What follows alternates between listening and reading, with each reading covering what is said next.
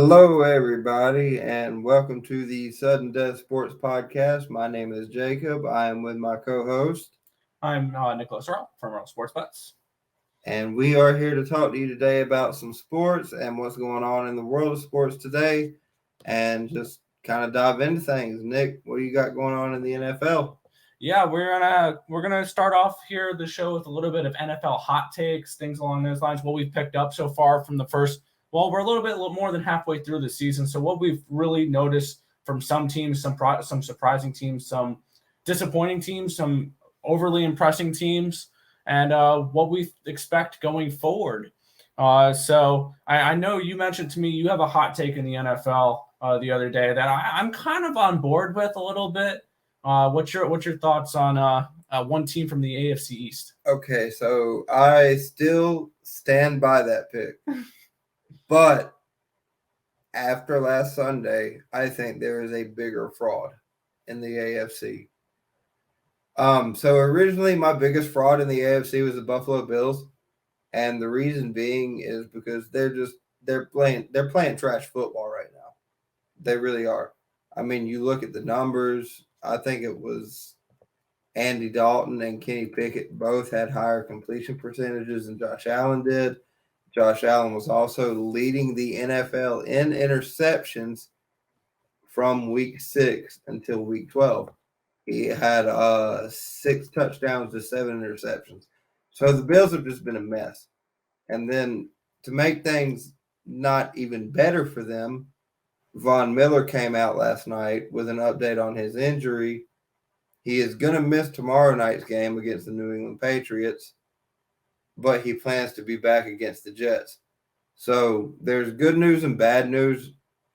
Bad news is the Bills have another road divisional game, and they're 0-2 in those. The good news is after this game, all of their divisional games come at home. So I think there is a very good chance that they can recover from this. But if they lose one of these road games, one of these next 3 games, it is very important to notice that the Buffalo Bills, if they lose one more game in the division, they will not finish above 500 in the AFC East.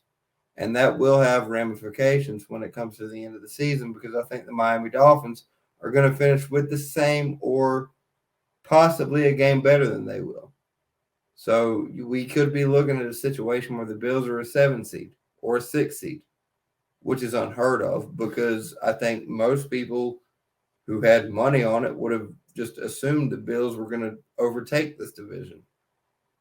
Absolutely. They were an overwhelming favorite to win the AFC East to start the year, and I believe they were the favorite to win the Super Bowl. And one thing to pick up on your Bills conversation there is, yeah, I think they may have peaked too early. They started the season off really well, 6-1 wins versus teams like at Baltimore, at Kansas City, 2 really good road wins there. They beat the Rams week 1, which we've noticed now have been very disappointing, but everybody was healthy week 1 for them there.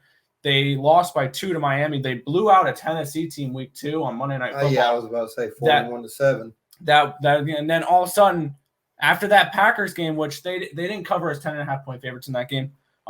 Since then, they're 2-2, and their losses have come to a New York Jets team, which is overachieving this year. I will say that in New York though.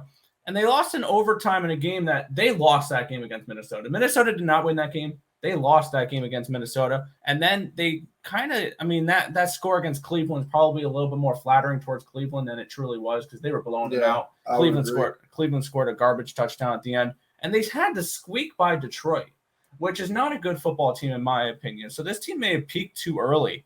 And similar to maybe a team in the NFC that I want to talk a little bit when it comes to when we talk about the NFC here, that may peak too early. Then they're September and October champions, and they won't be playing in February. Well, I'm just going to have an asshole opinion here. I think the Buffalo Bills are absolute frauds. They are a shit show. This team is not going to win a Super Bowl. This team, in my opinion, the only way they make it past the first round is if they have a bye. I do not think they can win in the AFC. And their record against the AFC East has proven that. And we're looking at a situation to where, let's say the Bills were to win the division, they're probably going to have to face the Dolphins or the Jets. Two teams that have already beaten them. And then let's also remember that can you remind me, Nick, real quick, who was the starting quarterback for the Jets when they beat the Bills? It was Zach Wilson. Right. This is the same guy who averaged a micro penis per play in last the second week. half. Yeah, The same guy. Yeah. Okay. Yeah. The same guy. And now they got Mike White, and Mike White balled out last week. I think he had 351 yards, 3 touchdowns. You can't expect that. But granted, with Mike White there, he played against the Bears, which is a terrible defense. So which is fine. I understand that. But the New York Jets under Zach Wilson is a terrible offense. Absolutely. And the Buffalo Bills supposedly have a top 10 defense. Supposedly, yeah. Now, I understand that injuries are happening, and Injuries happen for everybody. That's my point. It's like you've got to. There has to be a next man up mentality. When Tom Brady was suspended for the first 4 games, I believe it was the 2016 season. Yeah. You know what the New England Patriots record was when he was gone? It was 3-1, right? 3-1. That was under what? Jimmy Garoppolo? Jimmy Garoppolo before he was Jimmy G. And Jacoby Brissett. Yeah. Now, I'm also going to go back to a couple years after that. Ben Roethlisberger goes down in week 2 with an elbow injury that ends his season. Yeah. Week 2. There's 14 weeks left in the season. The Pittsburgh Steelers have Mason Rudolph and Duck Hodges to deal with. They still finish with a winning record. At some point, like, I understand injuries happen. I understand they hinder teams. But at some point, you just have to step up. And the thing is, they haven't had the biggest key injury of all yet. Josh Allen's yet to miss a game. No, and everyone keeps saying something about his elbow. Oh, his elbow. Oh, his elbow. This. Fine. Oh, his elbow. That. He was good. Let me tell you what his elbow doesn't affect. His fucking decision making. Yeah. That fucking pick in the end zone against the Vikings, where Patrick Peterson picked him off. Who the fuck are you throwing the football to, dude? You threw that shit straight to Minnesota. And you're leading the league in interceptions in the last 5 weeks. What the fuck are we really doing here? You're the MVP? Get the fuck out of here. No, that's Patrick Mahomes. No, yeah, it's Patrick Mahomes by a mile. Patrick Mahomes lost Tyreek Hill. And he's gotten better. And that's what I'm saying. And I can actually also, side note, make the case that Travis Kelce is going to retire as the greatest statistical tight end of all time. Oh yeah, he's led the league in receptions, I think 10 of his first 11 years, and the 1 year he didn't get a single reception during his rookie year. He already has 11 touchdown receptions, and that matches his career high. Oh, I also saw, and he still has 6 weeks left. And when you're talking about fantasy football with Travis Kelce, the gap between him and tight end number 2, Mark Andrews, is a larger gap than between Mark Andrews and I believe the 34th tight end. Like he's elite above elite. But when it comes back to this Bills team, by the way, the Patriots are going to beat them tomorrow night. I'm going to put that out there right now. The Patriots are going to beat them tomorrow night. If the Patriots win that game tomorrow night, the Buffalo Bills will lose this division. I don't think the Bills win this division, honestly. I think. Well, I mean, as we speak right now, the Dolphins are at first. Yes. So and Dolphins don't have an easy game coming up. And let's also go back to this: when the Dolphins beat the Bills, Tua was still half of a fucking retard from the hits he took. Oh yeah, he was not in any good shape whatsoever, and he still beat a top 10 air quotes defense. Well, they are number 5 in the league, 18.1 points a game allowed, the Buffalo Bills. That is one thing I will put out there. they have been good defensively overall. But they've had some really outlier performances where they gave up only 3 to Pittsburgh, 7 to Tennessee. Things. Let me ask you this: if they were to play right now, if these two teams were to play right now, what is your prediction? Buffalo Bills versus the San Francisco 49ers. I don't like the fact that Elijah Mitchell is hurt now and CMC's banged up again now for San Fran, which really puts question marks into the running game for San Fran, which makes me kind of like Miami this weekend. But I would say it's about a pick 'em. I think I can make the case that the San Francisco 49ers have the best run defense in the NFL. I think you're right on that one there. I would have to look it up to see what they've done defensively against the run. I know San Fran has the arguably one of the best. Yeah, they're number 1 in yards allowed, number 1 in rushing yards allowed, number 1 in points allowed. So this is an elite defense. This San Francisco 49ers team, which we'll transfer over to. Which is kind of where I'm going with this. If they were to play the Bills right now, yeah, I'm going 33-17 San Francisco. I think it'll be a lower scoring game because I still don't trust the San Francisco 49ers offensively to put up points. I think that would be a low scoring game. I think that would be a good defensive game, like something along the lines of 21-17, something like that. Which does bring us into the NFC here. And I'm going to say that the San Francisco 49ers are probably my pick to win the NFC right now. I would agree. And I know one team that I will not bet to win the NFC. Minnesota Vikings. There's 2 of them. There's the Minnesota Vikings, which I think are still – they're that luck box team where they're a 9-2 team, but they have, I think, +4 point differential. I think they're that lightning in a bottle team. Absolutely. They remind me of TCU in college football now, where they're squeaking by and not the great. Very good. They are. That's the equivalent for them there. Also, I believe the Philadelphia Eagles peaked early. Because now they're struggling to win games. I mean, they're still winning games, but they're not winning them by the margin that they did. The thing that worries me about the Eagles is their threat in the air. Yeah, the Eagles are a team where if you get up on them early, they're done. Like, this is why the Eagles are such a first-half team. If you are up against them at halftime, like we saw with the Washington Commanders in that game on Monday night. Speaking of which, league MVP Taylor Heineke. Taylor Heineke, that dude, bro, his story is just so amazing. Oh, he's awesome. He's been great for bettors as well. I don't know about Washington this weekend though. They are heading to New York, and New York does have extra time to prep for that game. So I kind of lean Giants as a home underdog in that game. But when it comes to Heineke, he's looked really strong since they've taken over, and it looks like a different team. If I'm Washington, I'm not going back to Carson Wentz unless I absolutely have to. No, absolutely not. They have more wins in the last 6 weeks than any other team in the NFL. Oh yeah, they've turned it around, and it's very impressive to watch all 4 teams in the NFC East right now. If it comes to the playoffs, they would be playing somebody else. And then, Lord forgive me, I'm so sorry, I can't remember his name. Is it Robinson, the running back who was shot? Yes. In an attempted robbery. Yeah, and what a fucking story that is. And he's looked great. Yeah, and what a fucking story, dude. Like, everything that could have gone wrong from him, and he comes back from that injury, and he's just balling.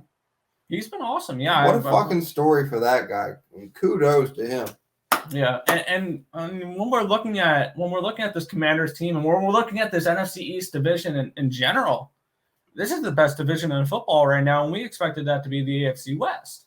Because when we look at it, the Eagles are the number 1 seed, and then the 4, 5, and 6 teams, or the 5, 6, and 7 teams would be the Cowboys, the Giants, and the Commanders. Which means if the Giants, Commanders, Cowboys all win in the first round of the playoffs, the remaining 4 teams in the playoffs in the NFC would be the NFC East. Yeah. So they have an opportunity for the NFC East to be the last division standing in general. Well, I would go this far as to say with you, I agree that as of right now, they are the best division in the NFL.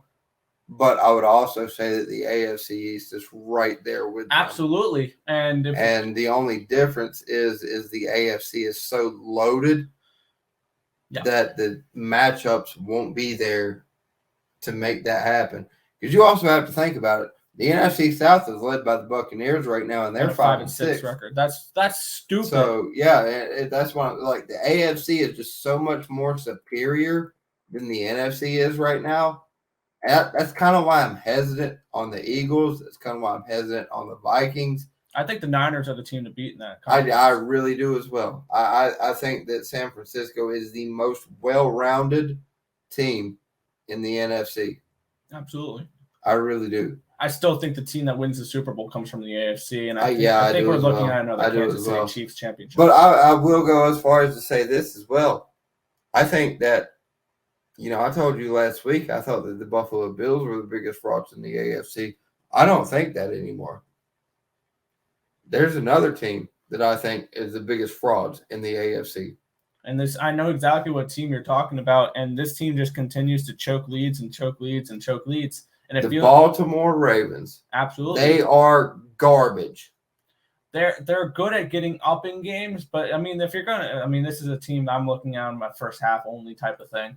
But this is a Baltimore team where if you've live bet them halfway through the games down when they're up big, you've made some pretty good money betting against them. They gave up 2 massive touchdowns to Tyreek Hill in Miami. Yep. To lose a game, and they were up. People, may I remind you, they were up 30-14.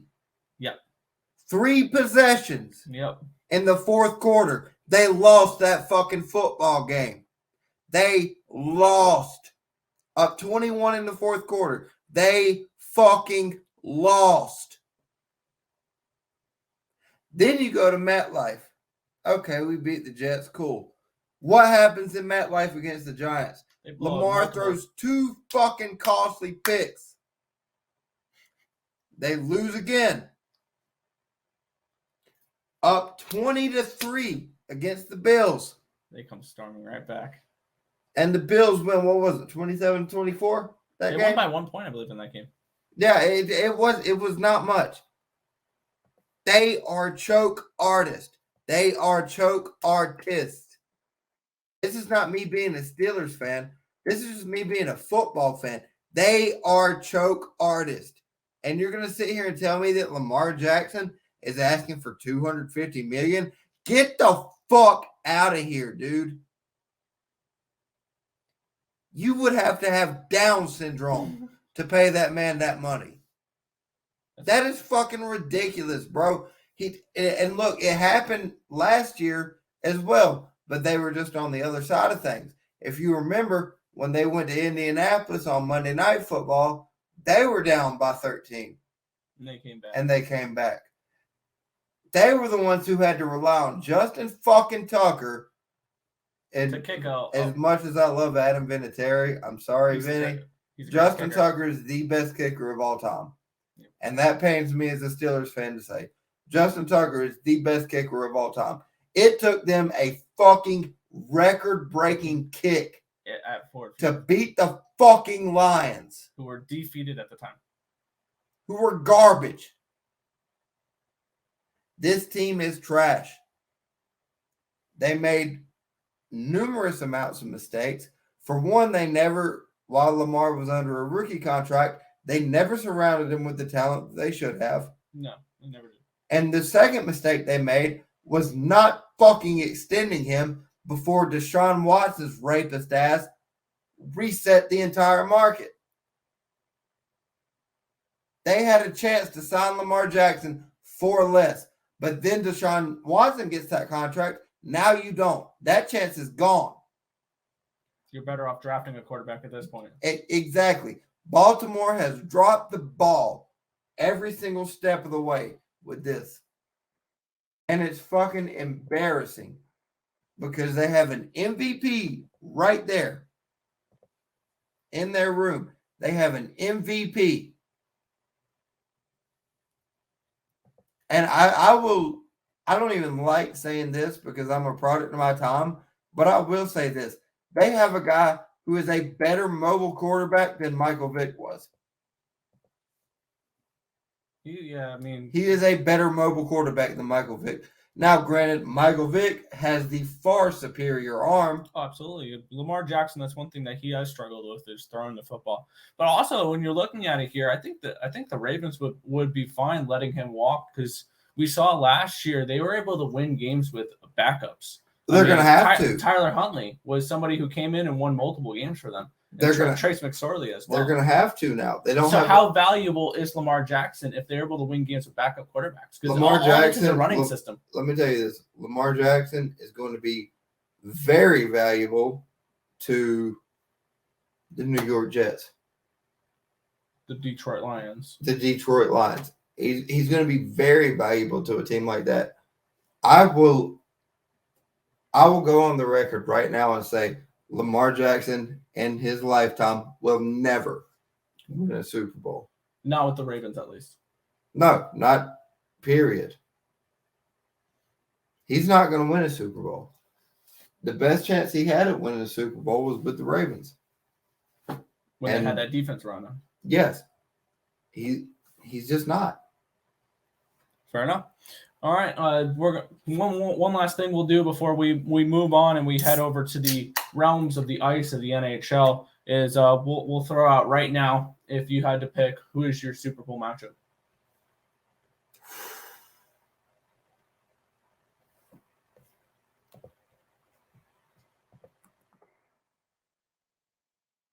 I'm confident in my NFC pick. What's taken me so long to think about is my AFC pick.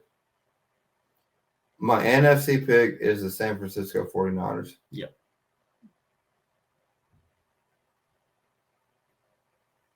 I'm going to agree with the 49ers there as my NFC pick. My AFC pick, I'm going to go with the Chiefs. I think it's going to be a rematch. We are right on the same page there because one thing that I wanted to mention about the Chiefs, it's amazing that their division rivals went out and signed a bunch of players and spent a lot of money. They lost. Just for the Chiefs to lose Tyreek Hill and to lose a couple other players. And still win the division. And have this division locked up by Thanksgiving. But I'm gonna stick with the 49ers and Chiefs. And I'm gonna give a prediction that I think a lot of people will probably disagree with. San Francisco 24-13. I think the Niners win the Super Bowl. I do. Because I saw how Tampa Bay's defense played Patrick Mahomes. And I think that he is a lot more touchable after that performance. And I think that if there is any defense in the NFL that can stop him, it is San Francisco. Yep. I agree with that one there. But we'll move on here with the show. We're going to go into the realm of the NHL. We're going to be looking at the first quarter of the NHL, what has surprised us, what has not surprised us, what we should expect going on in the season. And we'll go division by division with this one here. We'll start in the Atlantic Division, where we have the Boston Bruins currently in first place at a whopping 19-3 record. 12-0 at home. Yeah, and then following them is the Toronto Maple Leafs at 14-5-5. Tampa Bay has the 3 spot at 13-8. And the Detroit Lions, I'm in football mode. So Detroit Red Wings are 11-6. They're looking pretty decent as well, followed by Florida, who's currently not in a playoff spot. Montreal, Buffalo, and Ottawa. Now, looking at it here, I did not expect Boston to be this good this year. I did not either. To be completely honest, I had Boston as a team I was looking to miss the playoffs. I had them as a friend. Yeah, I'm as well. I'm right there with you. I had them as a French team. And they have thoroughly impressed me. Linus Ullmark is looking like a top 5 Vezina candidate at the moment. I know you mentioned the other day he's getting Vezina votes. Well, he's number 2 right now. Yeah, he's looked awesome. And I think this Boston Bruins team, now seeing what they can do, I think getting David Krejci back was huge for them as well. I think it did a lot for their locker room. And Taylor Hall's looked good on that second line, and the top line's been good. See, that's the past few years. That's been Boston's crux, right? They don't have depth. They always have. They have for at least the last 2 or 3 years. They've had the best first line in hockey. Absolutely, you cannot deny that. Pastrnak, Marchand, and Bergeron. I think that's the best top line in hockey. I think it was only closely rivaled by McKinnon, Rantanen, and Landeskog like something along those lines. Right, and you can make the argument, but in my personal opinion, I don't even think it was that closely contested. No, I think that was the closest one, and that's not even. But what they've just been able to do, not only, you have to understand, this is not a defensive effort either, what they're doing. I think that their goal differential is like plus 42 right now. 40 right now. 88 goals scored, 48 against. Which is absolutely ridiculous. 13-0 at home. They've covered the puck line in 17 And of 22 games. We're a quarter of the way through the season. So they're basically looking at winning 70 games. Obviously, this is not sustainable. You're right.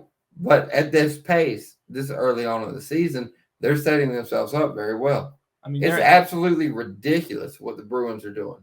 I think they've already, like, honestly, they can play sub 500 hockey and still make the playoffs at this point.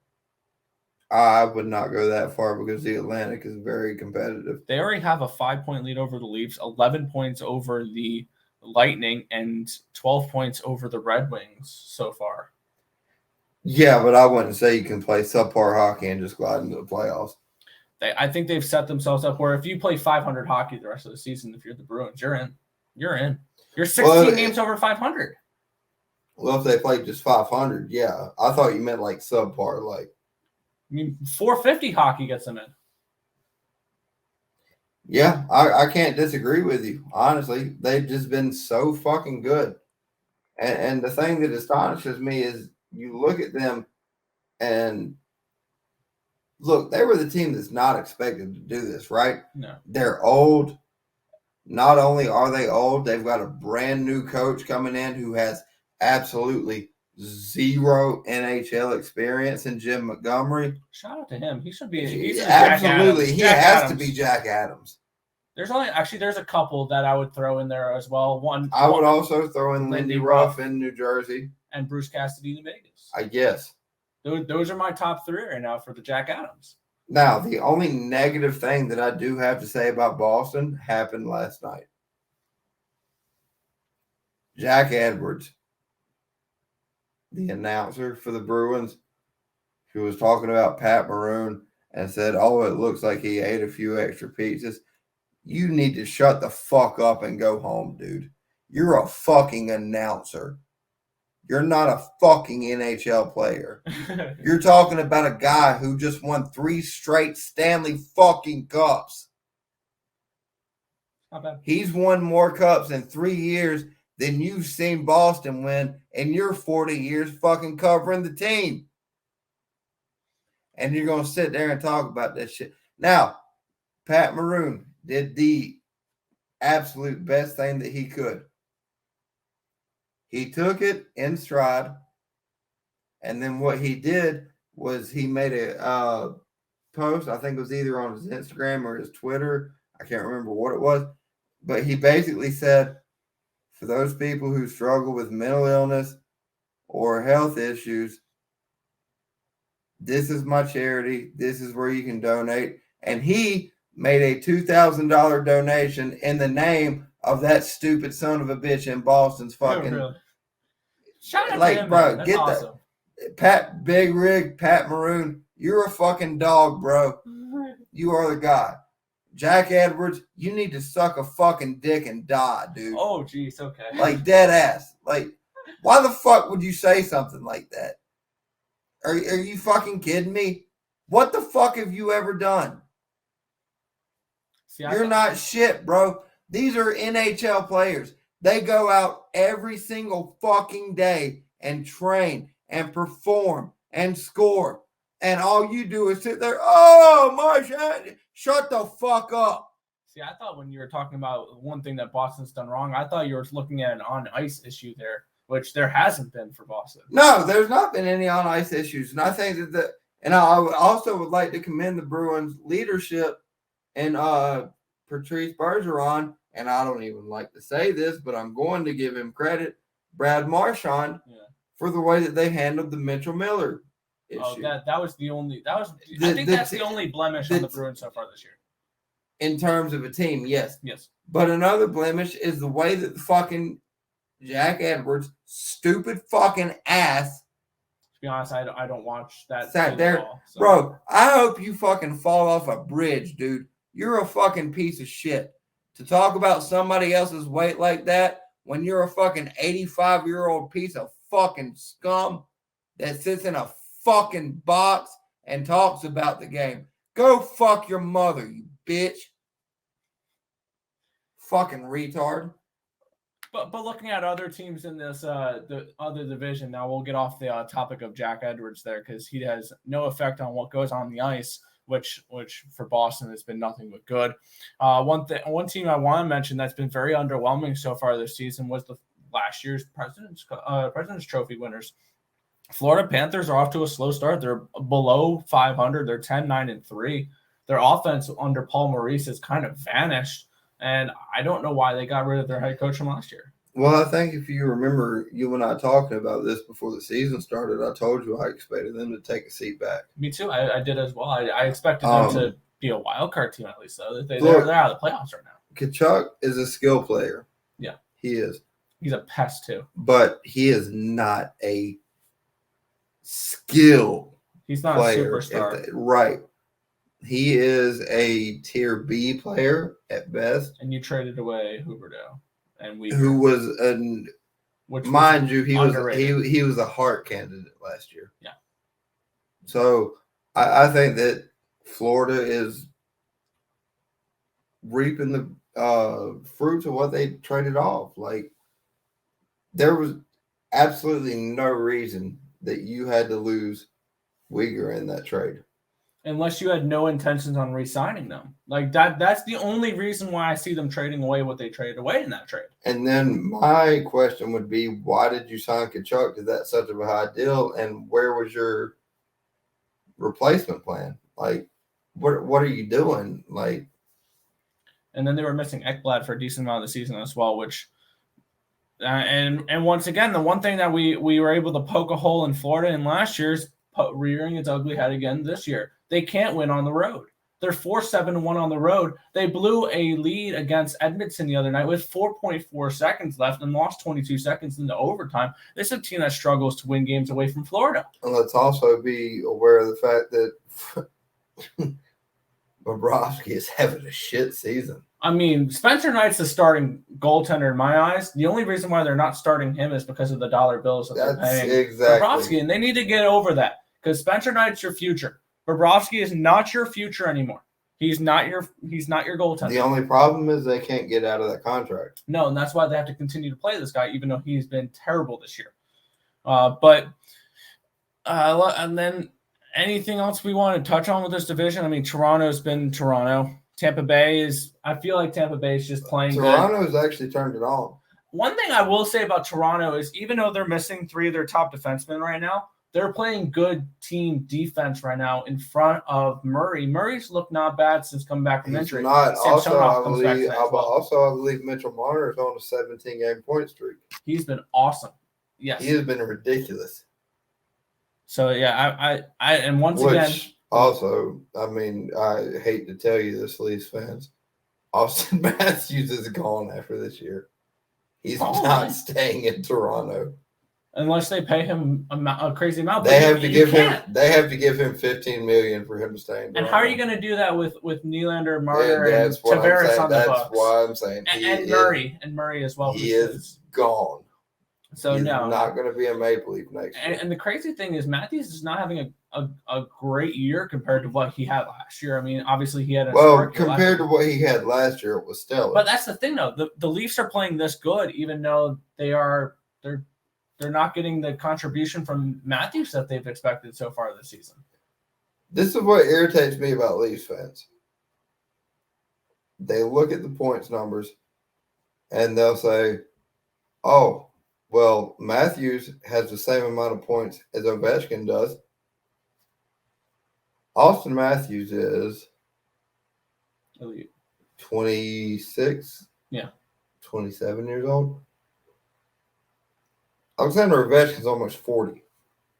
And we'll talk about eventually when we get into this next division in a minute here with the Metropolitan. So, but also, let's also look at it like this. Austin Matthews' last 10, 15 games, he's been over a point plus per game. He's been getting a lot of assists this year. Yeah, he's turned it up. So I think the Leafs are probably stuck in that 3 slot. Yeah, they're in the 2 spot right now. But Tampa Bay, I think, is going to get the 3 spot. Yeah, Tampa Bay is going to play good enough to get into the playoffs, and then once they get into the playoffs, that's when they do the damage. So nothing new from Tampa Bay here. Vasilevsky stepped down a little bit this year. He's not been the Vasilevsky we've seen in years past, and we noticed that with the 2 top goalies from last year, which we'll get into that when we transition to the next division here in the Metro, where both Vasilevsky and Shesterkin have taken a step down this year. Well, I mean, unless your name's Dominic Hasek, you can't expect them to fucking go for 5 years straight. Yeah, which is leading to the Rangers not playing as well. Which we'll transition into this Metropolitan division. I know me and you both have a lot of interest in the division. I know you're a Capitals fan. I'm an Islanders guy, so this is the division that we both are in the heart of right now. And the team that is definitely not only the surprise of the division, but the surprise of the NHL right now is these New Jersey Devils. Yes. 19-4 to start the year. And they started off, they lost their first 2 games by 3 goals each. And then they went on that 13-game winning streak. They are 2 games away from beating the 14-15 Wild road winning streak, which I think they'll be able to do potentially. This Devils team is 10-1 away from home, which is absolutely incredible. They're getting contribution from all 4 lines. Their blue line's been elite this year, which they didn't have last year. And I said in the beginning of the season, if this team was just competent in the net, this is an elite team. And that's what they've turned into because Vanacek has been awesome. And Akeem Schneeb pisses me off so much. Oh, yeah, Seattle Kraken legend Vitek Vanacek. Yeah, Seattle Kraken legend. No, everything you just said was right. But the thing that worries me about them is, you know who they remind me of? They remind me of the 2012-ish Capitals. Where they're gonna get bounced in the first They're round. That young energy that's just taking over everybody, and then whenever push comes to shove, and you play them in a 7-game series, you can win. You're gonna bounce them in 5. Which I believe, if they were in the playoffs right now, they would be getting. They would be playing Detroit in the first round, which Detroit's that same type of team. That would be a fun series. That's a hard series. That's going to be a fun series. I would probably take New Jersey in 7 in that one there, but I would take New Jersey in 5 in that one. Yeah, 5 or 6 or 7 for me, but yeah, New Jersey's been this fun team to watch this year, and they've been a team I've made some money with betting. So there's definitely. Defensively, I mean, their blue line has been really strong, and that's one thing we've noticed, that there was a huge transition from them last year. And I remember looking into this because being a professional sports bettor, this is a team that I noticed a lot of people when we were looking at futures with them, their point total this year was like 90.5, and everybody was going, why the fuck is that line so high? And I played devil's advocate here. I obviously didn't bet it. I played devil's advocate saying maybe they put this line high for a reason. And so far, they've proven that, yeah, it was supposed to be that high. I mean, myself included, I did not think that the Devils were going to touch 90 points.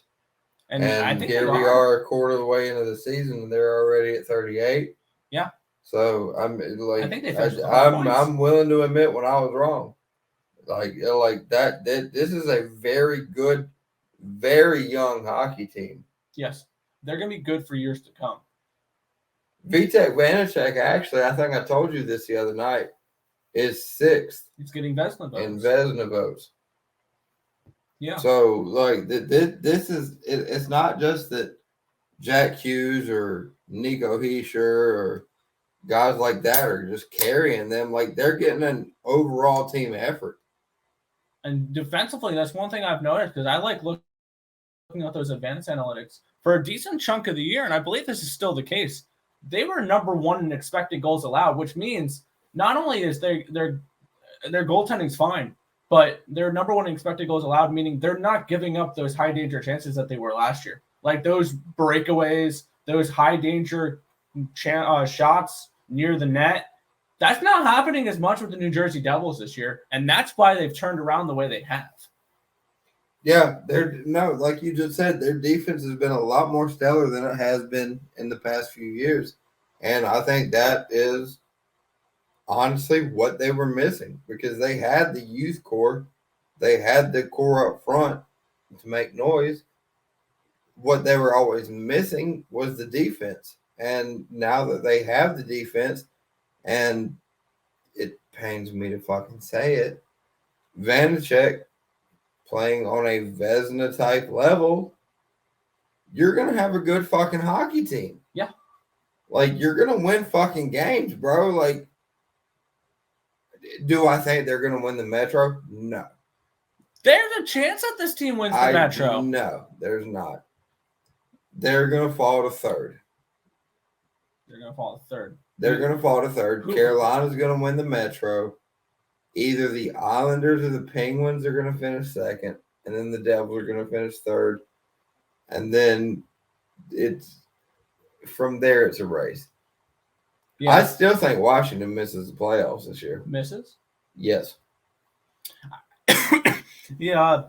And as a fan, that fucking hurts to say, by the way. The Capitals are an interesting team looking at it for me, which they've been beat up this year, though. That's their problem is they're missing Wilson. They're missing Backstrom. They've been missing Orlov. They missed Carlson for a few games. Getting Oshie back, I think fucking tremendous. He has 6 points in 3 games. He's been awesome, and the Capitals are a different team with Oshie on the ice. Yes, they are. They win games when he is there. Which, by the way, they're going to beat the Kraken tomorrow night, and they're going to snap the Kraken streak. I don't think they're going to beat the Kraken tomorrow. Especially after. But this is what I'll say. As bad as they've been, they're still in it. They're only 2 points out of the playoff spot right now. Because Pittsburgh's not been great, and Pittsburgh's going to be missing their best defenseman. You got to think if they're only 2 points out of a playoff spot, when Orlov and Wilson comes back, yeah, this is a team who could fuck a lot of people's lives up. Absolutely, and I think that when we look at what the Metro Division was last year and what it is going to be this year.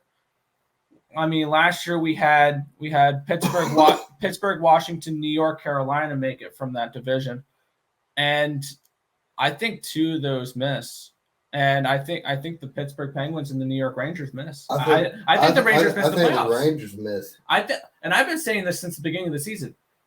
The Rangers are overrated. I said this to start the year. I think their offense is overrated. I think that when Shesterkin is on. Here's the thing, though. They need Shesterkin to be what he was last year in order to do what they have to do. When Shesterkin is on, they're the best team in the Metro. I mean, they're not getting depth scoring right now, though. Like, we thought these additions. They don't need when Shesterkin is on. But when he's not cleaning up. Let me put it this way. When Shesterkin is on, they can win games 1-0. Absolutely. But when Shesterkin's not cleaning up the mistakes that this team continues to make 5-on-5 because they're not a good team defensively because they give up a lot of those chances that I was talking about that the Devils aren't giving up. And we saw this last year, and Igor bailed them out last year. That's why they made the Eastern Conference Finals. It wasn't because of the New York Rangers. No, it was because it was the Igor Shesterkin. That was the only reason why they made that. What they did do was they went on to beat the Carolina Hurricanes. Because Igor stood on his head. But they also beat the Pittsburgh Penguins. Down 3-1. Igor stood on his head. He stood on his head, but they still scored. Yeah. So there's a lot of possibility. That is not a team that you want to just throw to the side. That's still a very good hockey team. Yeah, but I think the Metro is too good this year for them, honestly. I think they're better than the Capitals. Yeah, and I'll transition into I'll transition to my team here because I think the New York Islanders are taking the role that the New York Rangers were last year. And hear me out on this one, because the New York Islanders, it's not the Igor Shesterkin show that we saw last year. It's the Ilya Sorokin show now because he's my vote to win the Vezina right now because he is doing what Igor did last year. I've got three guys that I would put Obviously, in front Connor Hellebuck's in the conversation as well, and Linus of him. Connor Hallmark. Hellebuck, Linus Hallmark, Logan Thompson. Logan Thompson, we'll get into both of those guys when we talk about the Western Conference here. But the Islanders are becoming the Rangers of last year because Ilya Sorokin is cleaning up the mistakes that I've noticed that the Islanders are making, because defensively in the expected goals against, they've been actually pretty not good, the Islanders, and it's because of Ilya Sorokin that they're winning hockey games. Well, yeah, no, that's actually absolutely a fact. The reason that you guys won me money against Carolina was because of Sorokin. Absolutely, because the reason that you guys won me money against the Rangers was Sorokin. There's absolutely plenty of reason to say that he is one of the best goalies in the league. Yeah, absolutely. I will 100% agree with you on that. Will I say he's the best goalie in the league? No. Not yet. I think next year we'll be talking to him as a best. It depends if he keeps these numbers up. But as of right now, he's not better than Connor Hellebuck. He hasn't had the sample size back. Okay, but someone else who he can compare in sample size to, he's not better than Linus Hallmark. This year, pretty even, actually. I think Hallmark has better numbers. Sorokin actually leads the league in goals saved above average, which is a stat that I like to use more than save percentage, because save percentage is one of those stats where they can be stopping these soft, low danger chances, or they can be stopping these high danger chances. Goals saved above average is all that. Well, you talk about the numbers that I care about are wins and losses, which I think are a flawed stat when you're looking at goaltenders, because you can get a lot of wins. In terms of who though? What do you mean? It's like what? How are you looking at games lost? Well, if you're a goaltender that's only giving up 2 goals a game, but your offense can't get you shit. This is why, like in baseball, wins losses for pitchers I think are useless. Well, my question to you would be, in 2006, who got the fucking Buffalo Sabres to the fucking Eastern Conference Finals? Yeah, I mean the goaltenders can win you games, but the thing Dominic Hasek. Yeah, there's a level. You're up here. Yeah. Then you have Sorokin, and I've got him about right here. Then you got Brodeur, who's here. Well, obviously you can't compare Sorokin. I'm not saying. I think it's Sorokin's third year. I'm not saying that I'm trying to compare him to the greats, but I'm saying if you're going to get results, there's levels to it. Dominic Hasek won fucking like 7 Vezinas in a row. Yeah. Then you had Martin Brodeur. Then you had Patrick Waugh. Then you had El Belfour. Then you had Marty Tarko. Then you had what I'm saying is, at this point, Sorokin is down here. Which, and as he goes through his career, I think I'm not saying he's going to be part of the greats, but I'm saying he's going to be a very good goaltender for years to come. And he's somebody we're going to look that's going to, I think by the time he's retired, he will have not one, but multiple Vezina trophies. And he's going to win one. I think at most he'll have 2. 2 is multiple for me, so that's fine. But and then looking at the rest of this division, Carolina has been, I mean, they need Teravainen back. They've been struggling to score without him. Pittsburgh. Yeah, that shit sucks. Yeah, and then one thing that I wanted to mention before we head on to the next division here is with the Pittsburgh Penguins. Out indefinitely. He had a stroke the other day, or yesterday, I believe, with Chris Letang. That's going to hurt them offensively. Like that's your top goaltender or top defenseman, and that's really going to hurt. I think that's going to hurt them long term.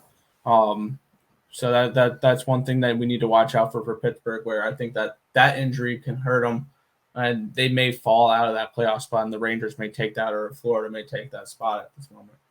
Well, everything you just said is correct, and I would actually like to take a different approach to this, because as much as I hate the Pittsburgh Penguins, I'm a Washington Capitals fan. So I fucking hate the Penguins. As an Islander fan, I'm not very fond of them either. Yes. Oh my God. I wish everything negative on them that I can.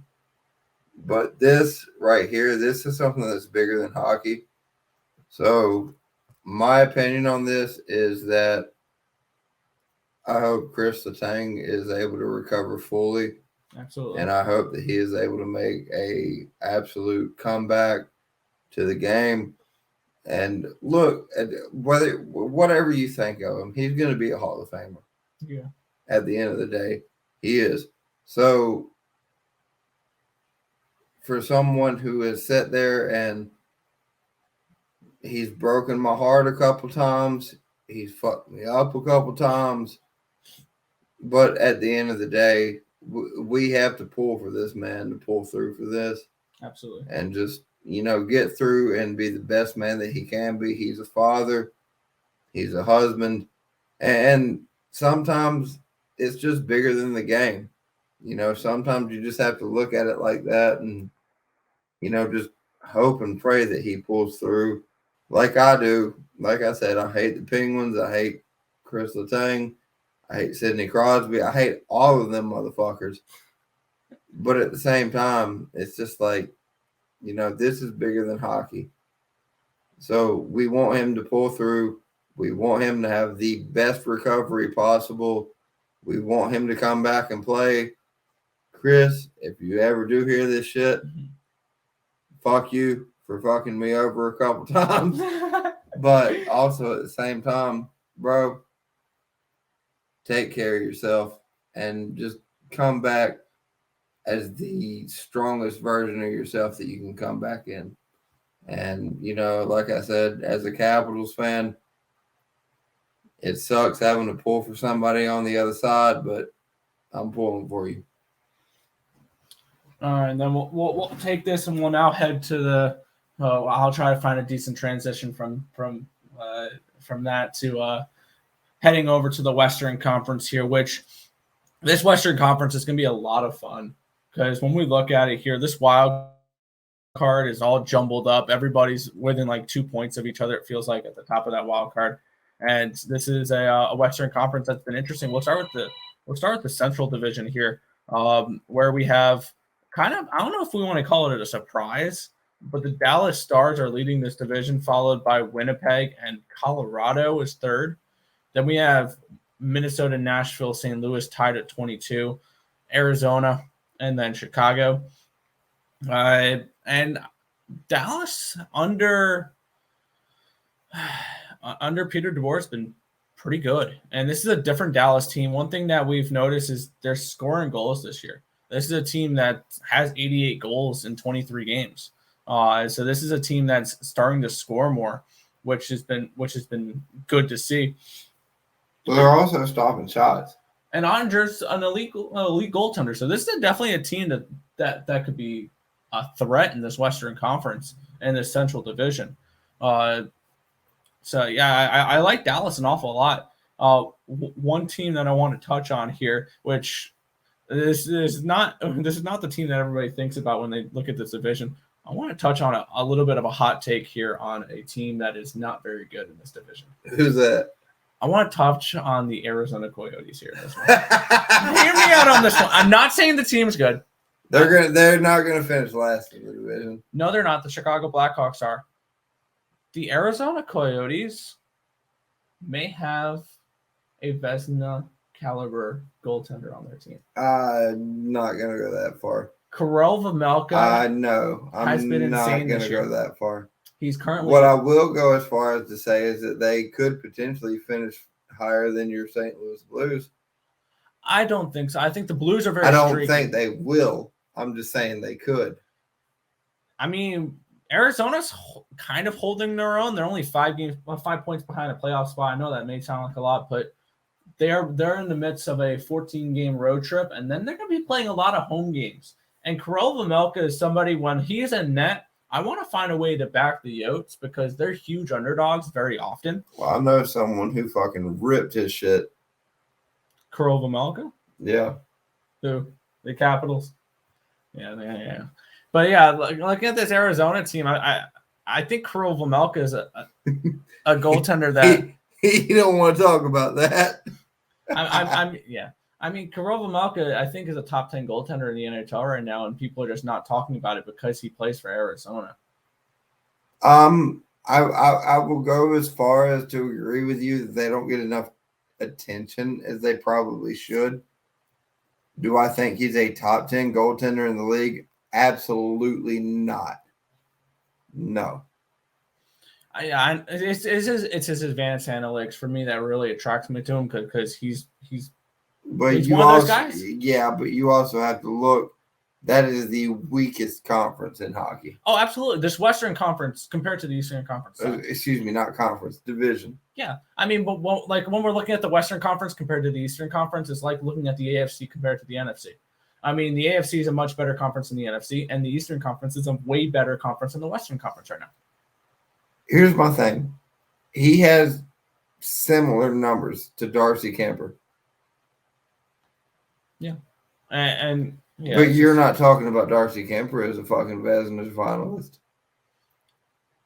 You're talking about him. You're talking about. I'm just trying to point out Vejmelka is a goaltender we need to keep our eye out for the future when this Arizona team with all these first round picks that they're going to have. Well, everyone said the same thing about Kemper. Which, who knows? Kirill Vejmelka may go elsewhere one day and be way better. But looking at this one here, in this division, the one team that always I have highlighted that I'm very anti this year, and I've noticed that. I think the Minnesota Wild still missed the playoffs, and I think Fleury's overrated, and he is definitely looking like a late 30s. I think you're dying on this hill, and you're still praying on St. Louis. When the reality of the matter is, the reality is they're all tied. St. Louis is a much inferior team to Minnesota. Yes, I truly. I love the Reeves pickup for Minnesota. By the way, that's an interesting one. I guess I'm a little bit of physicality, but he's gonna be playing all of like 12 minutes a game on the fourth line, which is fine. Yeah. But he's gonna knock the fuck out of you. Well, now they got him for. He can take out Robert Thomas. Yep. He's somebody if you need to fight or someone you need a protector for Kaprizov, and that's exactly who you got with Ryan Reeves. And I think that they're gonna. I don't think either of those teams are gonna make the playoffs. No, I think it's Dallas, Winnipeg, Colorado, and then you can probably look at I think that the Pacific Division has 5 teams going in: Vegas, Seattle, LA, Edmonton, Calgary, and maybe Vancouver in there as well. Because all of a sudden they're back. They're back. They're back in the race, though. I don't have Vancouver going in because they just look weak. I mean, yeah, but I think Vancouver's a team we can look to improve on as the year goes along. Because I would put Vancouver on the same lines as I put them as St. Louis, and absolutely this Western Conference is going to be so much fun because we have when we look at the wild card picture here, we have a race that's going to be down to the end. Calgary for the 8th seed, Calgary has 23, Minnesota, Nashville, St. Louis have 22. Vancouver is 21. That is ridiculous. Colorado at 6. They're going. That is fucking ridiculous. Yeah. Let me tell you this. Georgiev's been awesome for if the Golden Knights do not make the finals, it's a fucking 4-game sweep for the East. Yeah. The Knights are the only team that can even win a game against the East. I don't know about that because usually I think that you can get I think you'll get Colorado would be able to compete. Well, at this point, Colorado's not even in the playoffs. They're in the playoffs. They're the 3rd seed in the Central. Colorado is going to be fine. Don't worry about Colorado. They have 2 games on hand on most teams. Oh shit! Oh shit! Okay, no, you had it. I had it in the I thought you had it as divisional. No. I switched it to the playoff picture. Okay, that's my fault. For those listening, we're looking at covers.com and the standings page. I had it on the playoffs, where they would be in the playoffs. No, Colorado's currently 3rd in the division. They're 4 points behind Winnipeg with a game in hand. And I mean, we saw Winnipeg shut out Colorado. Okay, so let me take my actual last statement back. Colorado and Vegas are the only Western Conference teams that can win a single game in the Stanley Cup Finals for the Western Conference. That's it. The Stanley Cup's coming back east. Yeah, this year. I agree. It's not even close. Because when we look at it here, I think we have legitimately. I've got the Bruins winning. Legitimately speaking, I think we see one. If they make it past the first round, 2, 3, 4, 5, 6, 7 teams out of the East that can win the Stanley Cup. I mean, Boston, if they make it out of the first round, Toronto, Tampa Bay, New Jersey, the Islanders, the Hurricanes, and the Penguins, that can win a Stanley Cup out of the East, that can represent the East. So, I mean, we got a strong Eastern division, and you can see that because I was looking the other day at strength of schedule remaining, and all the toughest schedules are all in the Eastern Conference. That's what I'm saying. The East is so much better. Which will tell you. Look, before we hop off here, we got to talk about something that happened in the East last night. What? Oh, we have to touch on Mr. Ovechkin. Yeah, we have to touch on a NHL record that took place last night. So last night against the Vancouver Canucks, the first 2 goals in the game came from the stick of Alexander Ovechkin. And the second goal that he scored gave him the most road goals scored in NHL history. He passed Wayne Gretzky. A lot of people are saying, oh, well, I guess this guy scored at 3:06 on a Tuesday. Shut the fuck up, dude. Shut the fuck up. This guy walks into your building and scores more than anybody else. Just shut the fuck up. And look, give the man his credit. Okay, and anytime Crosby gets a record, we mention it. We mention it. And I sit here and I salute him for it because he deserves that recognition because he's such a great fucking hockey player. So you fucking retarded ass Penguins fans. Oh my God, Crosby did this, Crosby did that, Crosby did this. I ate a cock in 1998. Shut the fuck up. Shut the fuck up. You're a fucking retard, dude. We all know that there is a difference between Wayne Gretzky and Mario Lemieux. Okay, cool. You got one of the greats. So do we, dude. Yeah. Give him his fucking credit. Stop being a fucking placid ass piece of shit. Fucking morons. This dude's literally about to score 800 goals. Did Mario do that? No. Guess why? Cancer. Congratulations on the weight loss, bitch. Shut the fuck up. Give the man his credit where it's due. He has scored his goals. Oh, well, he only shoots from one place. Oh, well, you only had fucking 48 goalies in the same time that he's been in the league. None of y'all motherfuckers can stop it. Stop fucking talking, bro. Shut the fuck up. Shut up, eat cum, and suck dick.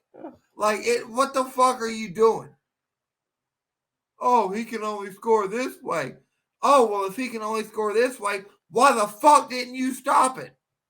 You dumb motherfucker. We're fucking Americans.